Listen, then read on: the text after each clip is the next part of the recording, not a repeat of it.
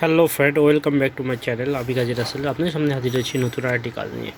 বন্ধুরা, সকল ফ্রেন্ড সাধারণত প্যানেল প্রবলেম ভিডিওগুলো দেখতে বেশি পছন্দ করেন, তাই আমি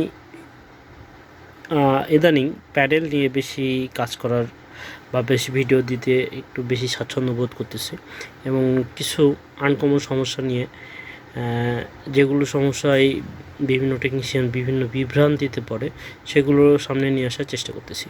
তো চলুন বন্ধুরা, আমার সামনে যে প্যানেলটি আছে সেটি একটি 32 ইঞ্চি চাইনিজ একটি এলইডি টেলিভিশন। এর সমস্যাটি দেখে দিই। এর সমস্যাটি হচ্ছে, আমরা কি মাধ্যমে এটিকে অন করলাম, অন করার পরে জাস্ট এই ধরনের সিমটম। তো বন্ধুরা, এই ধরনের সিমটম হলে আমরা কিভাবে এটি রিপেয়ার করব সেটি আজকের ভিডিওতে আপনাদের সাথে শেয়ার করব। তো চলুন কথা নয়, আমরা টেলিভিশনটি খুলে নিই এবং দেখে নিই এটা কিভাবে রিপেয়ার পসিবল। ফ্রেন্ড, আমি এটিকে ব্যাকপার্ট খুলে নিয়েছি এবং অন করে রাখছি। এখন আমি এইটি করে ভোল্টেজ চেক করব। তো বন্ধুরা, সর্বপ্রথম প্যানেল রিপেয়ারের জন্য ভোল্টেজ চেক করাটা খুবই জরুরি। তো অধিকাংশ ফ্রেন্ড আমার কাছে একই প্রশ্ন করেন বারবার, আমি উত্তরটা আসলে কিভাবে দেব। যেভাবে দেওয়া দরকার সেভাবে দিলে আমার কাছে যে ফোন করেন তার মন খারাপ হয়ে যাবে, কারণ শুধু সমস্যা একই সমস্যা বিভিন্ন স্থান থেকে সমস্যাটি হতে পারে। তো সেরকম একটি কাজ আমি এই মুহূর্তে দেখাবো। তো অধিকাংশ ফ্রেন্ড আমার কাছে ফোন করে যে সমস্যাটি বলেন, ভাইজান 12 ভোল্ট সাপ্লাই ঠিক আছে, ডিসি টু ডিসি এসিতে 12 ভোল্ট ঢুকছে কিন্তু কোনো ভোল্টেজ আউট হয় নাই। তো এই প্যানেলে আমি ভোল্টেজগুলো চেক করে দেখছি, 12 ভোল্ট সাপ্লাই, এখানে মিটারে 12 ভোল্ট সাপ্লাই ওকে। এরপরে এভিডিডি অর্থাৎ ভিএ ভোল্টেজ 0।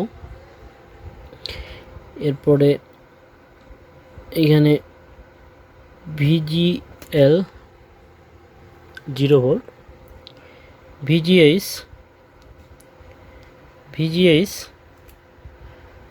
ভোল্টেজ 0। তো বন্ধুরা, এখানে সকল ভোল্টেজ 0। এই জিরোটি আসলে বিভিন্ন কারণে প্যানেলে ডিসি টু ডিসি আইসি ভোল্টেজ ড্রপ ডাউন হতে পারে। তো এটা আসলে যদি কেউ প্রশ্ন করে আর উত্তরটা আসলে ওইভাবে দেওয়াটা পসিবল হয় না, কারণ অনেকে একটি মাত্র কথাতেই উত্তর চান। সেই উত্তরটা আসলে কোনো জ্ঞান বিভিন্ন প্রশ্ন করেন, তারা অবশ্যই ভোল্টেজগুলো মেপে নিয়ে কোথায় কোন ভোল্টেজটি ড্রপ হয়ে আছে বা শর্ট হয়ে আছে বা মিসিং আছে এইটি জানার পরে প্রশ্ন করলে উত্তরটা আমি সম্ভবত দিতে পারবো। তো ফ্রেন্ড, আমরা দেখে নেব এখনকার কাজ। আমরা এখানে দেখলাম ডিসি টু ডিসিএসিতে ভোল্টেজ ইন হয়েছে কিন্তু কোনো আউটপুট ভোল্টেজ নাই। এর বেশ কিছু কারণ থাকতে পারে, ভোল্টেজ শর্টের কারণে, কপ শর্টের কারণে, প্যানেল শর্টের কারণে, বিভিন্ন কারণে হতে পারে এবং আইসি খারাপ হতে পারে। তো বন্ধুরা, যেহেতু এখানে 3.3 ভোল্ট সাপ্লাইটি ওকে আছে, আমরা দেখছি একটি কয়েলে 3.3 ভোল্ট সাপ্লাই ওকে, আর একটি কয়েলে 12 ভোল্ট দেখাচ্ছে। সরি,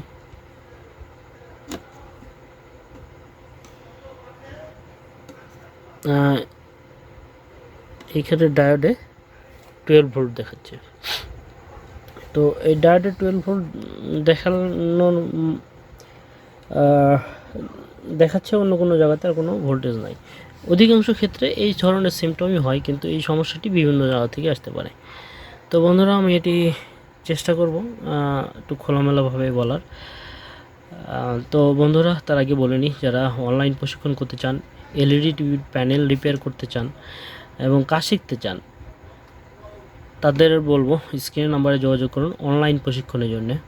যারা অনলাইন প্রশিক্ষণ করতে চান, স্ক্রিনের নাম্বারে যোগাযোগ করুন, নিজেকে আপডেট করুন। যারা সিআরটি কাজ করেন এবং সার্ভিসিং জগতের সাথে সম্পৃক্ত, তারা যোগাযোগ করতে পারেন। তো বন্ধুরা, আমরা দেখে নেব এখন এর ফল্টটি কোথায় শর্ট বা সমস্যাটি হয়ে আছে সেটি আমরা খুঁজে দেখব। তো ফ্রেন্ড, আমরা এখানে যেগুলো কম্পোনেন্ট আছে সেই কম্পোনেন্টগুলোর কন্টিনিউটি চেক করব এবং দেখব যে আসলে কম্পোনেন্টের মধ্যে সমস্যা না কপের সমস্যা।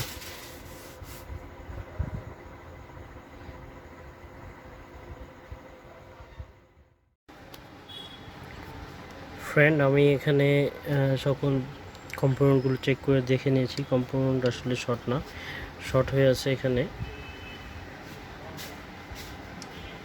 এইখানে একটি লাইন, যে লাইনটি, তো এখানে একটি মাত্র কম্পোনেন্ট শর্ট দেখাচ্ছিল, কিন্তু এই কম্পোনেন্টটি শর্ট ছিল না। আমি এখানে লাইনটি ডিসকানেক্ট করে দেখছি, ঝালাই করলাম। তো মূল শর্টটা আছে আমার গ্লাসের এই ভোল্টেজটি শর্টের কারণে আমার ডিসি টু ডিসিআইসির সকল ভোল্টেজ ড্রপ হয়েছিল। তো এই জিনিসটাই সকল ফ্রেন্ডেরা ভুল বোঝে যে আসলে ডিসি টু ডিসিআইসি খারাপ কিনা, চেঞ্জ করার পরে কোনো রেজাল্ট হয় না, এরকম সমস্যা প্রশ্ন আসে আমার কাছে। তো এগুলো একটু লক্ষ্য করলেই সমস্যা সমাধান করা সম্ভব। তো ফ্রেন্ড, আমরা এখানে দেখলাম যে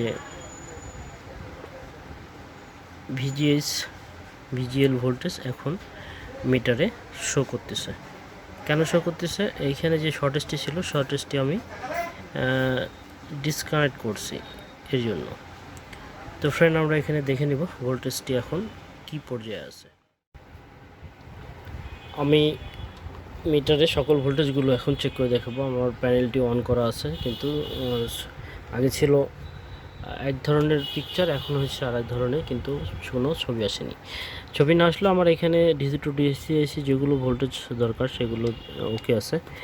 আমি এখানে ভোল্টেজগুলো একটু চেক করে দেখাবো। VGS 21 volt. তো আমরা এখানে ভিজিএল ভোল্টেজ পেলাম। এভিডিডি ভোল্টেজটা দেখে নেব। এভিডিডি ভোল্টেজ 15 ভোল্ট, ওকে। এরপরে ভিজিএল ভোল্টেজ -59 অর্থাৎ 6 ভোল্ট, ওকে। তো ফ্রেন্ড, আমরা এখানে একটি কানেকশান, যে কানেকশানটি শর্ট হয়েছিল সেই কানেকশানটি আমি ডিসকানেক্ট করছি। করার পরে ডিসি টু ডিসিআইসি আমার সকল ভোল্টেজগুলো তৈরি করে ফেলছে। তো বন্ধু, এখানে আমি এই মেসেজটি দেওয়ার জন্য আজকের এই ভিডিও, যে আমার ডিসি টু ডিসিআইসির কেন ভোল্টেজ ড্রপ হয়, এর কারণটা কি। আর এই প্রশ্নটা আমাকে সব সময় প্রতিদিন বেশ কয়েকজন এই প্রশ্নটাই বারবার করে। তো আমার এই ভিডিওটা দেখার পরে তাদের মনের প্রশ্নটি ক্লিয়ার হবে। তো এটা আরেকটা কথা বলে নিই, অনেকে যেটা বলি ওটাই খুঁজে বেড়াই, শুধু আসলে এটা খুঁজে বেড়ানোর দরকার নেই। এখানে দেখতে হবে কোন কম্পোনেন্ট বা কোন লাইনগুলো শর্ট হওয়ার সম্ভাবনা থাকে, সেই লাইনগুলো, সেই কম্পোনেন্টগুলো আসলে ভালো করে চেক করতে হবে। চেক না করে শুধু আমার মুখের কথায় বা শুধু সাজেশানে অপেক্ষা থাকলে হবে না। তো ফ্রেন্ড, আশা করি সবাই বুঝতে পারছেন যে সমস্যাটি, এই ধরনের সমস্যা বা ডিসি টু ডিসিআইসির ভোল্টেজগুলো মিসিং থাকলে সাধারণত কিভাবে আমরা এটি সলভ করতে পারি। এটা আসলে বারবারই বললাম যে কোনো ভোল্টেজ ড্রপ হওয়ার কারণে ডিসি টু ডিসিআইসি অন্যান্য ভোল্টেজগুলো ড্রপ হয়ে থাকে। তো এখানে বেশ কিছু ভোল্টেজ, যেগুলো একটা ড্রপ হলে অন্য সকল ভোল্টেজ ড্রপ হয়। এটা আসলে আইসির উপর নির্ভর করে। কিছু কিছু আইসিতে একটা ভোল্টেজ ড্রপ হলে শুধু একটাই হয়। কিছু কিছু ক্ষেত্রে মিসিং থাকে, একটি ভোল্টেজের কিছু কম্পোনেন্ট মিসিং, যেমন রেজিস্ট্যান্স, অন্যান্য কম্পোনেন্ট শর্ট বা মিসিং থাকলে একটি ভোল্টেজও দেখায়। তো ফ্রেন্ড, আমার আশা করি আমার মেসেজটি আপনারা সবাই বুঝতে পারছেন। আর যদি আমার ভিডিওটি ভালো লাগে তাহলে অবশ্যই চ্যানেলটি সাবস্ক্রাইব করুন। আর যারা এখনও করেননি দ্রুত করে নিন। যারা বেল বাটনটি অন করেননি দ্রুত বেল বাটনটি অন করুন, কারণ বেল বাটনটি অন করলে আপনারা এই ধরনের কাজ, আমার প্রতিনিয়ত ভিডিওগুলো সবার আগে দেখতে পারবেন। তো সবাইকে অনেক ধন্যবাদ সম্পূর্ণ ভিডিওটি দেখার জন্য।